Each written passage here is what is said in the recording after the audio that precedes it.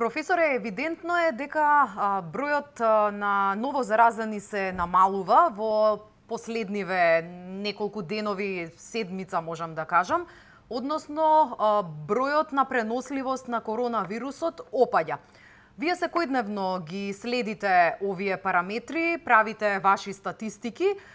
Што покажуваат вашите статистики во однос на бројот на нови случаи и секако бројот на починати, кој што сепак и последниве денови е висок, односно не се намалува?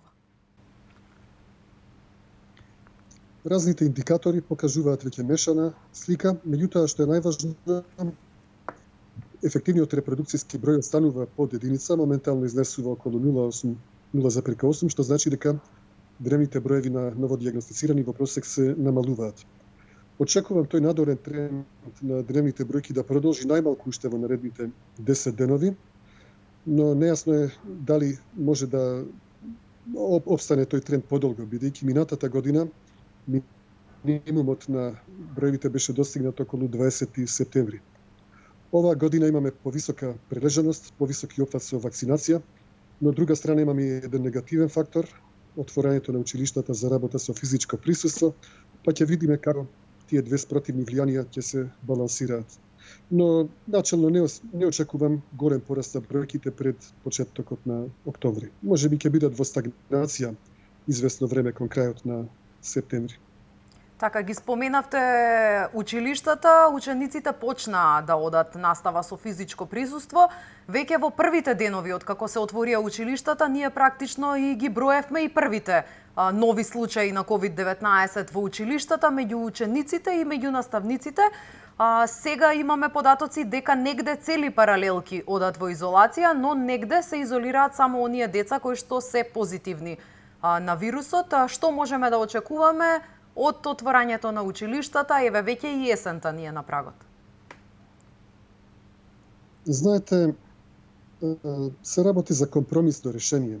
Ова парцијално ставање во изолација представува еден обид да се задржи нормално одвивање на наставата со физичко присуство, но истовремено на тој начин го зголемувате ризикот од ширење на заразата помеѓу учениците, а потоа и меѓу членовите на нивното семејство.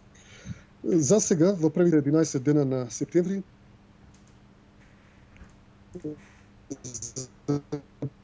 забележуваме дека таквиот условите за пренос на вирусот ќе се влошуваат, односно во еден момент очекувам дека сепак ќе мора да се оди на целосна изолација на семи класови, а можеби и на преминна настава на далечина. Она од што светот стравува е новата ми мутација. Ми ја велиме ние, негде во светот ја велат му сојпа, да се разбереме нели за што разговараме.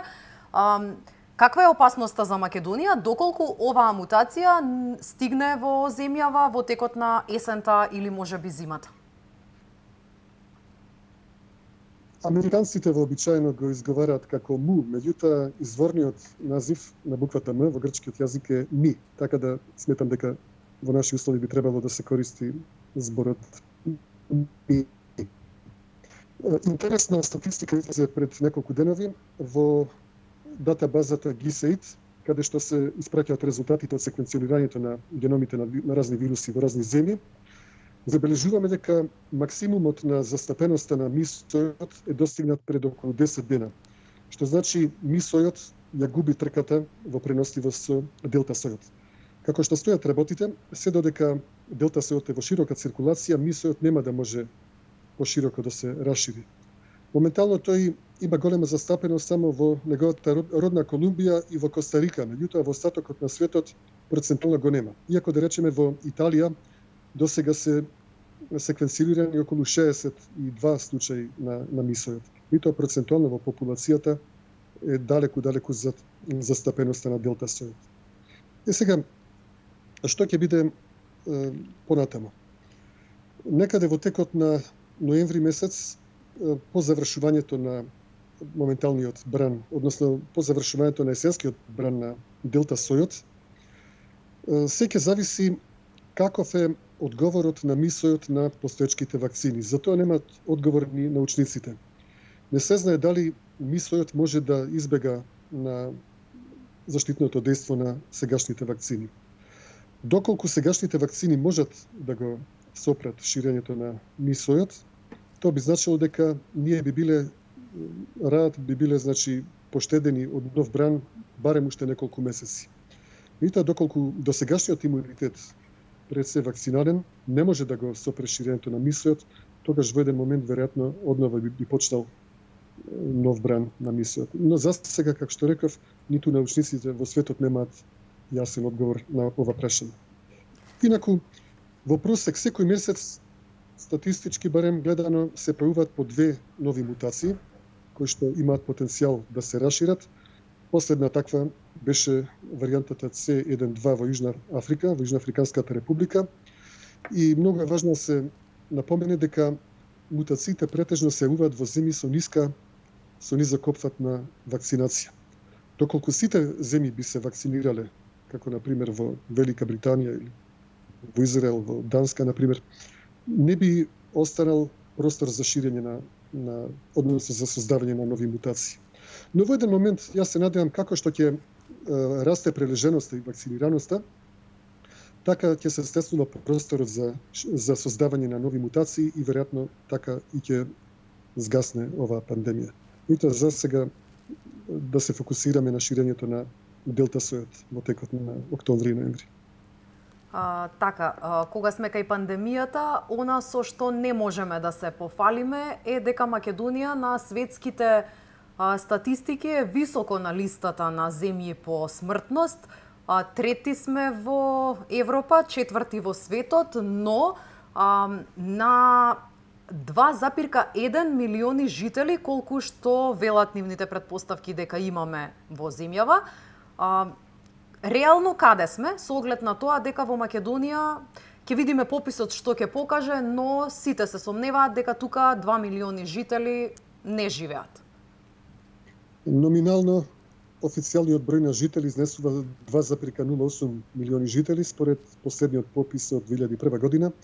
И тоа како што слушнавте, директорот на Државниот завод за статистика Симовски кажа дека не очекува повеќе од 1,5 милион жители. Повеќето оперираат со бројка од околу 1,8 милиони жители, па дури и со оваа средна вредност морталитетот пресметен со досегашните 6.100 жители, 6.100 починати, ја става Македонија на многу високото второ место според морталитет во светот. Значи веднаш после Перу, а пред Унгарија и пред Босна и Херцеговина. Интересно е што во овој бран овие земји повисоко рангирани од Македонија, значи Унгарија и Босна и Херцеговина, немаат раст на бројките. Кај Унгарија тоа е јасно поради високиот опфат со вакцинација, но интересно е што дури во Босна и Херцеговина при помал опфат со вакцинација отколку во Македонија нема нагорен тренд на бројките. Така што можно е дури и со официјалниот број од 2,08 милиони жители до крајот на есенскиот бран Македонија да избие на второ место во светот според морталитетот. Со Перу не можеме да се споредуваме затоа што бројот на починати во Перу не е докажан со тестирање на коронавирус, не е докажан со PCR тестови, туку само врз основа на симптоми на починатите. Доколку ние тоа би го поставиле како критериум, особено врз основа на известената смртност во месечните извештаи на Државниот завод за статистика, ние би биле тогаш некаде на ниво на Перу. И тоа ние работиме официјално според PCR тестирање.